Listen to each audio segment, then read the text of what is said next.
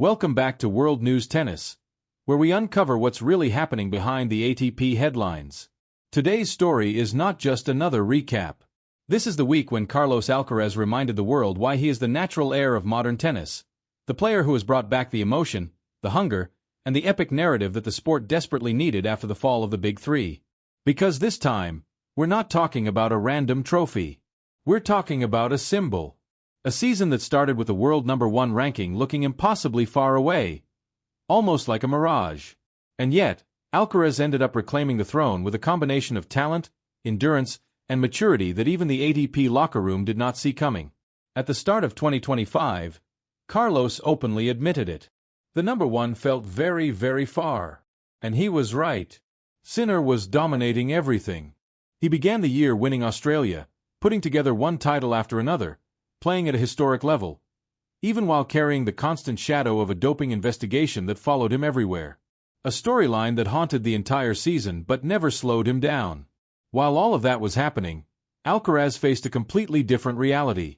A slow start, unexpected defeats, criticism about inconsistency, and the constant feeling that the train toward the #1 ranking was slipping away, week after week. But that's exactly where legends are born. When everything goes against you, and you rebuild anyway. Instead of surrendering, Carlos did what real champions do. He started again. He rebuilt himself. He grew. And from March onward, specifically from that shocking loss to Goffin in Miami, his season changed in a way that nobody predicted. He went on a run that felt unreal. 55 wins and only 4 losses from that point. A level of dominance that belongs only to legends.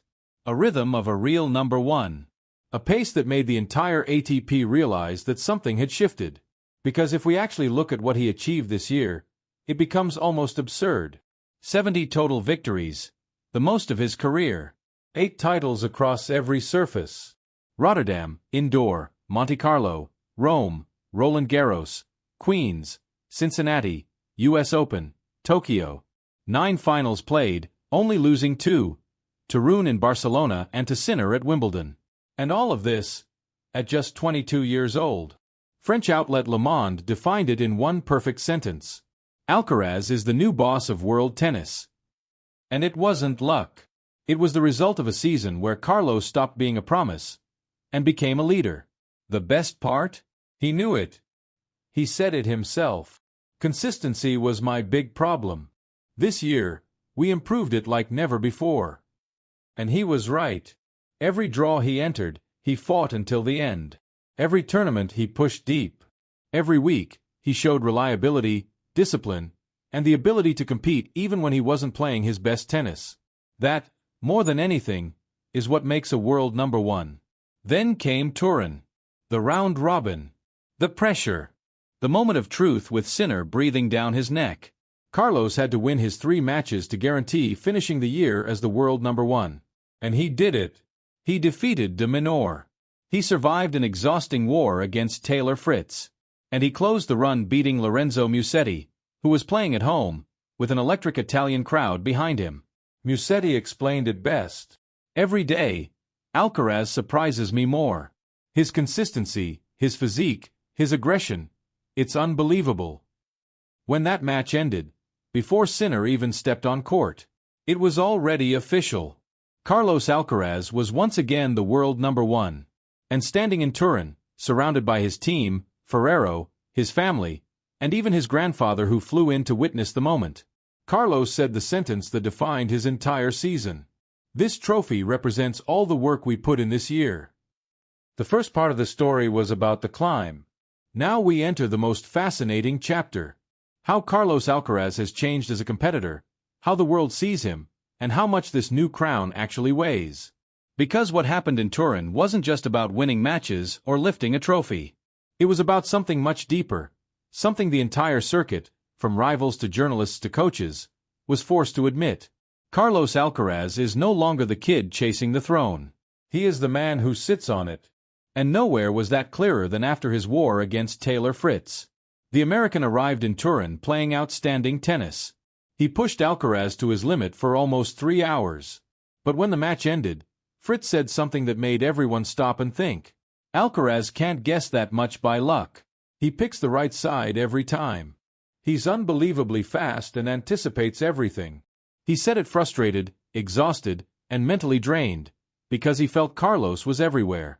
Even in the points he tried to disguise, Alcaraz read him like an open book. And then came Lorenzo Musetti, a longtime rival, someone who has played Carlos since they were 13. He said something even stronger. Every day, Alcaraz's tennis surprises me. His power, his change of rhythm, his defense, it's incredible. And he added, Alcaraz and Sinner have something different from the rest of the circuit. That sentence carries enormous weight. It wasn't said by a fan or a journalist. It was said by a player who faces them both regularly. And what he described is the new reality of the sport. Alcaraz and Sinner aren't promising stars anymore. They are the new elite, the new standard. The players who force everyone else to train harder, think differently, and reinvent their tennis. And Carlos knows it. He could have celebrated the number one, talked about the ranking, or the crowd, or the rivalry, but he didn't. He acted like a true leader. When asked about the scheduling of his semi-final, the late-night match that pushed him into bed at 2 a.m., he said something few young number ones dare to say. Going to sleep at 2 a.m. is not the same as going to sleep at 11. Recovery time matters a lot before Sunday. It wasn't a complaint. It wasn't arrogance. It was fairness. It was a demand for equal conditions, something players have criticized for years without being heard. And the most interesting part wasn't the message, but how he delivered it. Calm, clear, confident, without trying to provoke anyone, without fear of backlash. That's the language of a leader. That's the tone of a world number one. Meanwhile, the international press was already redefining his identity. The French newspaper Le Monde, the most respected outlet in France, wrote the line that now follows Carlos everywhere. Alcaraz is the new boss of world tennis. A short sentence, but explosive. Because they are not calling him the next big star anymore, or the young phenomenon, or the future of tennis. They called him the boss, the one who dictates the rhythm, the one who defines how modern tennis is played, the one the others must keep up with. And all of this, at 22 years old. Two-time year-end world number one. 6 Grand Slam titles. 70 match wins this season. The most consistent year of his career. Dominance on every surface. Alcaraz has already entered that private room where the real giants live. Nadal, Djokovic, Federer, Sampras. But he didn't enter as a guest. He entered leaving a message for all of them. I'm here to stay. Now we reach the most symbolic moment of the entire season. The moment when Carlos Alcaraz, dressed in a black suit, surrounded by his team, his family, and even his grandfather who traveled all the way to Turin, walked onto the center of the Inalpi Arena to receive the trophy that crowned him the year-end world number one of 2025. The lights dimmed, the crowd applauded, and the spotlight hit him. But his smile wasn't the same smile we've seen since he was a teenager. This wasn't the joyful grin of a kid living a dream. This was the calm, grounded, mature smile of a man who knows exactly what he has earned. And then he said the sentence that defined the entire journey. The number one means everything because of all the work we put in this year. Not I put in, not my work, but we, his team, his family, his roots, the people who carried him through long nights, injuries, criticism, pressure, and doubt. That is why Alcaraz is different. He never talks like a lone hero. He talks like the leader of a group climbing the same mountain. And then came his most honest confession. At the beginning of the year, the number one felt very far away. Sinner was winning almost everything. And he was right. Back in February and March, Jannik Sinner felt unstoppable, collecting titles one after another, playing flawless tennis, putting together streaks that looked like something out of the peak Djokovic era. Carlos watched it all and understood something crucial. The margin for error had become nearly zero. But he didn't surrender. He didn't settle. He didn't accept the narrative. From April to November, he produced something almost unheard of in the history of the sport. 55 wins in 59 matches. 9 finals. 8 titles. 2 Grand Slams. And consistency at the level of the greatest champions ever. If anyone wants to understand the exact moment when a player becomes a real number one, this was it. Not the trophies, not the points, not the ceremony. The number one was earned in the difficult days. In Miami, in Tokyo, in Cincinnati, in Roland Garros, at the US Open, in Turin. It wasn't a streak. It wasn't luck. It wasn't a miracle. It was consistency. The word Carlos repeated all year as his biggest personal mission. And he delivered. When the official ranking was published, the numbers stunned the tennis world. Number 1. Carlos Alcaraz.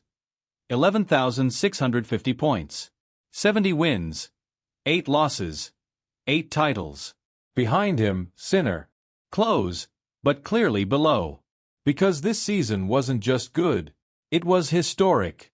Carlos became the 11th player in history to finish as year-end number one more than once. The second Spanish player to do it twice, after Nadal. The youngest in ATP history to finish 2 seasons as world number one. One of the few players this century to record a 70-win season.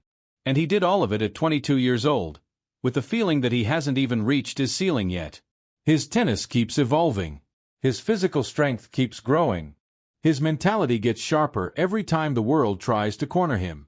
And here's something the tennis world is finally accepting. Alcaraz doesn't dominate one surface. He dominates all of them. This year he won titles on indoor hard, outdoor hard, clay, grass. He is versatile. He is explosive. He is unpredictable. He is complete. That's what defines a true number one. From France, they call him the new boss of world tennis. In Italy, he is seen as Sinner's greatest threat. Fritz calls him a defensive genius. Musetti says his level gets more unbelievable every day. ATP president Andrea Gaudenzi sees him as the future of the sport. Ferrero knows this is only chapter 2 of a story that could become legendary. And Carlos, he takes it all with humility. The kid who once played local tournaments in Murcia is now the man lifting trophies that only legends have held. But here's the most beautiful part. He didn't celebrate for long. He said it himself. I have semifinals. I need to recover. There's no time to celebrate, no time to look back. Because for him, this number one is not an ending. It's the beginning of his era. And now we arrive at the emotional, symbolic closing chapter of this journey. The moment that doesn't just define a season. It defines a legacy. Because the truth is this. Carlos Alcaraz didn't just win the year-end world number one. He announced the beginning of his era. And he did it in the most Alcaraz way possible. With humility, hunger, and zero intention of slowing down. After receiving the trophy, after the applause, after the celebrations with his team and family, Carlos didn't disappear into parties or interviews. He didn't soak in the moment for days. Instead, his message was simple and shocking. I have semifinals. I need to recover. There's no time to celebrate. No victory laps. No ego. No comfort zone. Only work. That's the difference between a champion and a ruler. Alcaraz didn't see the number one as a destination. He saw it as the first page of the next chapter. The world looks ahead. And so does he. Tennis analysts, former champions, media outlets and players all agree on the same thing. This season marks the birth of the Alcaraz era. France's Le Monde called him the new boss of world tennis. Italy sees him as the biggest threat to Sinner ever. American players call him impossible to read. Coaches describe him as the future template of a complete player. Even young ATP stars admit that the rivalry between Alcaraz and Sinner has forced them to evolve, train harder, and rethink their strategies. Because the truth is clear. Alcaraz and Sinner are no longer the future. They are the present, and they have raised the bar for everyone. And while Sinner dominated early in the year, while he produced unbelievable indoor runs, while he played through injuries, sanctions and pressure, Carlos matched him blow for blow. When Sinner struck, Alcaraz struck harder. When Sinner dominated, Alcaraz responded. When Sinner looked unbeatable, Alcaraz climbed even higher.